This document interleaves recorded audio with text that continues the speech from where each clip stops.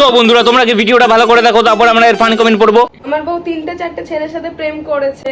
অনেকদিন ধরে সবাই ডিমান্ড করছে যে আমাদের লাভ স্টোরির ভিডিওটা সবার সাথে শেয়ার করার জন্য। বাট আমি জানি যে আমার বর কোনো নেশা করে না, আজও বিড়ি বাঁধার কারখানায় কাজ করেও কোনোদিন একটা বিড়ি টাচ করে দেখেনি। মদ গাঁজা তো অনেক দূরেরই কথা। 5th ডিসেম্বর সেদিন হচ্ছে ফার্স্ট আমি ওকে দেখি।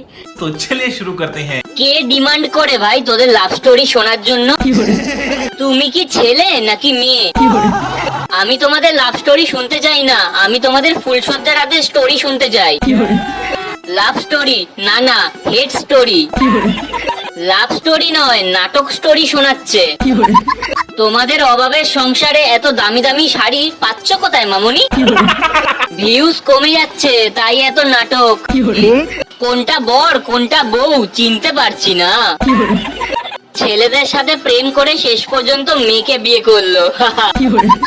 এরকম ভালোবাসা আর কারো না হোক।